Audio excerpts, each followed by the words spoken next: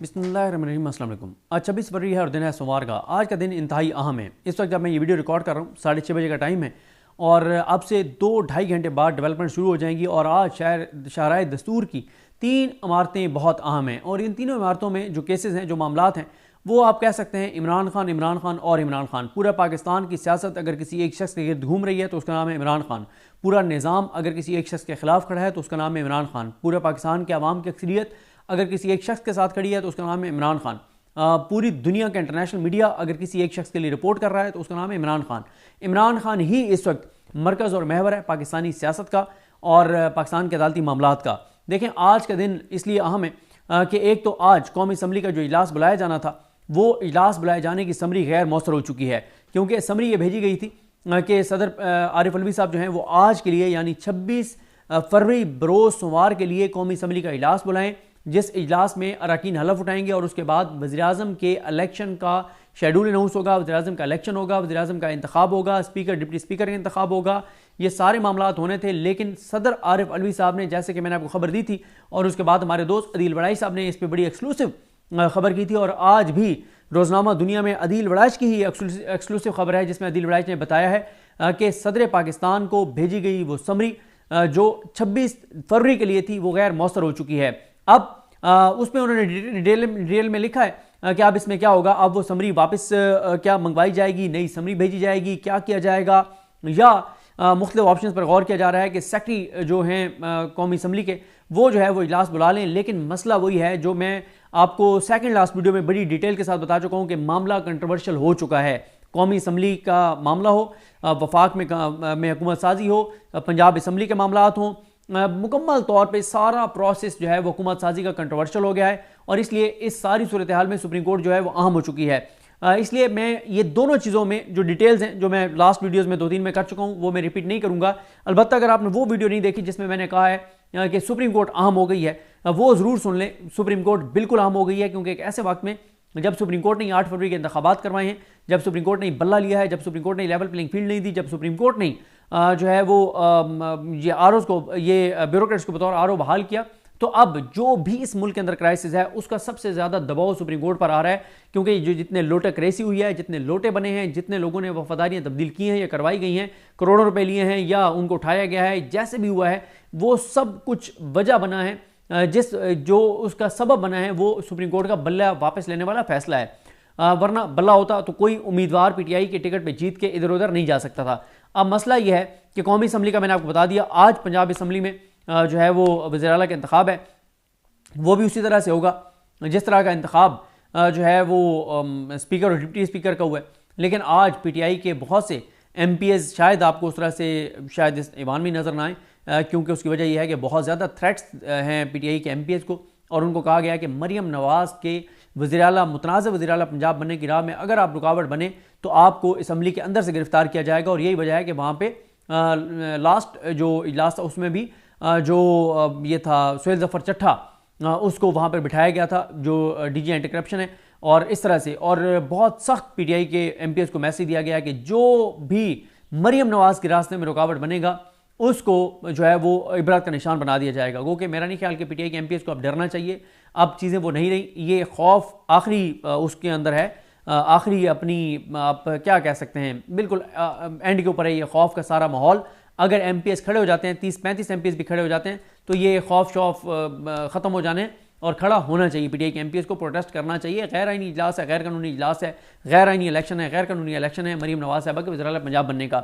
लेकिन जो मैंने शाहराए दस्तूर की बात की थी, देखें, एक तो मैंने कौमी असम्बली की इमारत की बात कर ली कि उसमें आज इजलास बुलाया जाना था, नहीं बुलाया सदर ने। अब क्या होगा, ये एक बड़ा सवाल है और नून लीग इसलिए बुखलाहट का शिकार भी है। लेकिन इसके अलावा भी 3 इमारतें बड़ी अहम हैं। एक तो सुप्रीम कोर्ट ऑफ पाकिस्तान है, और आज सुप्रीम कोर्ट में वैसे तो वो आज सुप्रीम कोर्ट ने रिव्यू लगाए हुए है जो कादियानियों के हवाले से सुप्रीम कोर्ट का एक फैसला था, और उसको सेम डे काजी फाइज़ साहब ने रिव्यू दायर करवा के सेम डे समात की, नोटिस किए, और आज उसके ऊपर जो है वो समात है।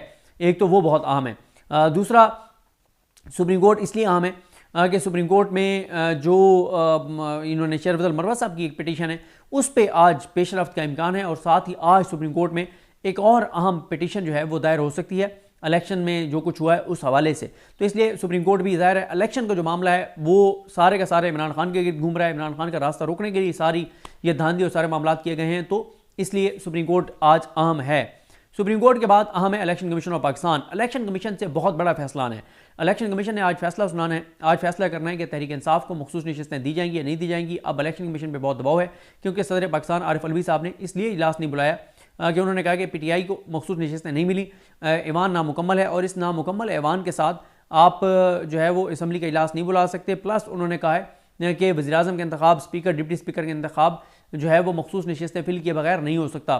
तो इसलिए आज इलेक्शन कमीशन ऑफ पाकिस्तान ने अनाउंस करना है, लेकिन इलेक्शन कमीशन ऑफ पाकिस्तान इस सारे मामले को दबा के बैठा हुआ है और पाकिस्तान में जो बहरान है उसके जिम्मेदार दो शख्सियात हैं। एक जस्टिस काजी फाइज ईसा साहब हैं जिन्होंने बल्ला वापस लिया, जिन्होंने लेवल प्लेइंग फील्ड नहीं दी, जिन्होंने कहा कि पत्थर पर लकीर 8 फरवरी, और उन्होंने कहा कि जो ब्यूरोक्रेट्स हैं वही बतौर आरओ इलेक्शन करवाएंगे। और प्लस सिकंदर सुल्तान राजा साहब जो इस सारी धांधली और बदतरीन इलेक्शन का मरकजी किरदार हैं और उनको मुकम्मल तौर पर सपोर्ट थी काजी फाइज ईसा साहब की सिकंदर सुल्तान राजा साहब को। तो आज उन्होंने ये मखसूस नशिस्तों पर फैसला सुनाना, तो ये बहुत अहम है। एक और इमारत सबसे अहम आज, सबसे अहम, और वो है Islamabad high court. Islamabad high court में क्या कुछ है मैं आपको बता देता हूँ, इससे आपको अंदाजा होगा कि आज इस्लामाबाद हाई कोर्ट में क्या कुछ है। एक तो इस्लामाबाद हाई कोर्ट में आज जो बाबर सत्तार साहब ने जो दूसरा शोकॉज नोटिस जारी किया था डीसी इस्लामाबाद इरफान नवाज मेमन को, जब वो पेश नहीं हुए थे और बाबर सत्तार साहब ने उनके खिलाफ बड़ा सख्त ऑर्डर दिया था जिससे अदालती रिटकाइम हुई थी, और उस वक्त अगले दिन वो पेश हुए थे, उनको एक और शोकॉज किया गया था, उसमें आज उन्होंने जवाब देना है। और इसमें एक चीज़ ये है कि जो मेन केस है वो तो बहरहाल फैसला महफूज हो चुका है और 1 मार्च को अदालत ने सुनाना है। दूसरा मामला बहुत इंपॉर्टेंट, इमरान खान साहब जो हैं उनकी साइफर और तोशाखाना केस में जो सज़ाएँ हैं उनके खिलाफ अपीलें हैं। ये वही केसेस हैं जो बड़ी जल्दी में सज़ाएँ सुनाई गई हैं और बड़ी जल्दी में, और वो सारा कुछ आपको पता ही है जो कुछ हुआ साइफर में और अबुल हसनाल साहब ने और तोशाखाना में जज मोहम्मद बशीर साहब ने। इन दोनों केसेस में इमरान खान साहब की जो है वो सज़ा मुअत्तली, और फिर दो चीज़ें, एक मेन अपील है कि इमरान खान साहब को बाइज़्ज़त बरी किया जाए, दूसरा यह है कि जब तक आप मेन अपील नहीं सुनते बरीयत वाली तब तक सज़ा मुअत्तल करके और इमरान खान को ज़मानत पर रिहा कर दें। तो इस वक्त इमरान खान साहब 3 केसेस में कन्विक्ट हैं। दो केसेस ये हैं जिनमें आज समाते हैं, एक वो हैं इद्दत वाले केस में कन्विक्टेड, उसमें नोटिस हुआ हुआ है, वो 29 फरवरी को समात है।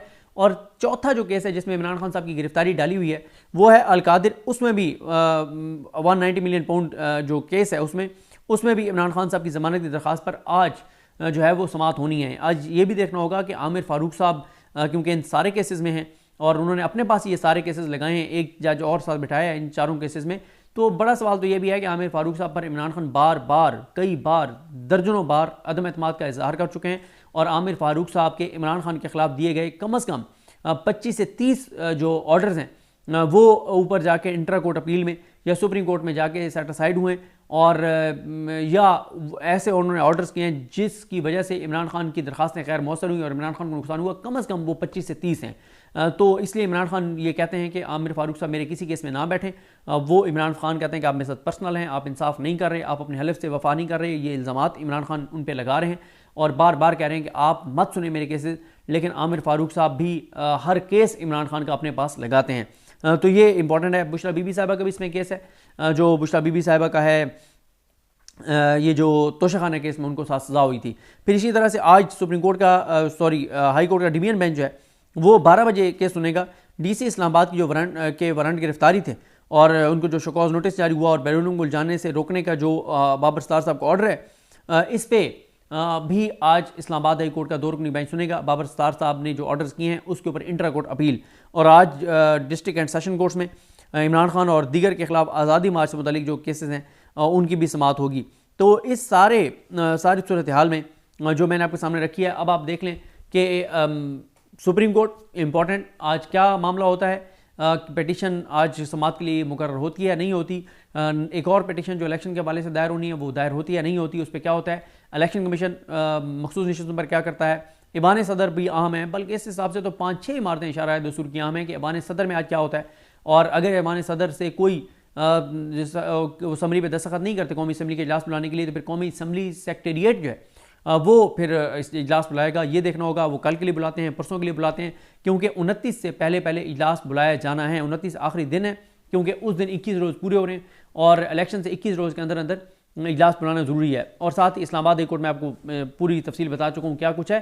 तो आज बड़ा हैपनिंग वाला दिन है, बहुत सी खबरें होंगी। और आज ही इमरान रियाज खान साहब की लाहौर में उनकी ज़मानत की दरख्वास्त पर समाअत है। इंशाअल्लाह उनकी बेल हो जाएगी और अल्लाह करे कि उनको ज़मानत के बाद रिहा किया जाए। खुदा न खास्ता वो काम ना किया जाए कि उनको किसी और केस में गिरफ्तार कर लिया जाए। उनके खिलाफ एक झूठा प्रोपेगेंडा हुआ, जो उनके लास्ट वीलॉग से खुद ही वो सारा प्रोपेगेंडा जो है वो बर्बाद हो गया, कि जिस पे उनके ऊपर इल्ज़ाम लगा था कि उन्होंने काजी फाइज ईसा साहब के ख़िलाफ़ कोई उन्होंने उकसाया लोगों को। हालांकि इमरान भाई ने उसमें बड़ी तफसील से कहा कि इस पर उलमा को बात करनी चाहिए, तामुल बर्दाश्त से काम लेना चाहिए। तो कहीं पर उन्होंने किसी तरह की ना तो काजी साहब के खिलाफ मुहिम चलाई है, ना ही उकसाया है। तो ये है सूरत हाल। मुझे अपनी दुआ में याद रखें। अल्लाह करीम हम सब का हामी नासर। अल्लाह हाफ़िज़।